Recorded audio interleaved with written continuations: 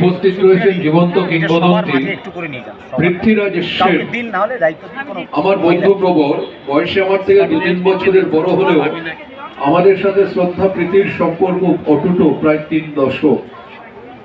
পৃথ্বীরাজ সেন আপনারা জেনে গেছেন যে ইতিমধ্যে তার 2000 বই অতিক্রম করেছে, 2100 থেকে 2200 দিকে এগোচ্ছে। এই যে জীবন্ত অবস্থায় যে মানুষটি শুধু কলমকে হাতিয়ার করে আমাদের বিশ্ব সাহিত্যে যে সৃষ্টি করে চলেছেন, এমন কোনো মনীষী মহাপুরুষ নেই যার জীবনী উনি লেখেননি।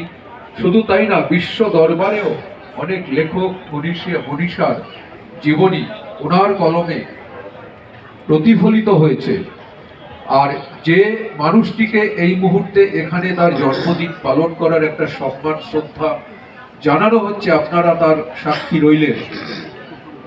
বিশ্ব বাংলা সাহিত্য সম্মেলনের কর্ণধার আমার স্নেহভাজন আব্দুল করিম ভাই, যে নাকি 4000 মানুষকে নিয়ে একটি বিশ্বকোষ সৃষ্টি করেছে। আপনারা শুনলেন অধ্যাপক পবিত্র সরকার, ইনি একজন ভাষা গবেষক, একজন বিদ্বান মানুষ, একজন বঙ্গ সন্তান। তিনি তার প্রশংসা করেছেন। এটা তো প্রশংসনীয় কাজ। সমাজে আমরা অনেকেই আছি যারা নানা বৃত্তে জড়িয়ে আছি, নানা পেশায় আছি, নানা রুচি নিয়ে আছি,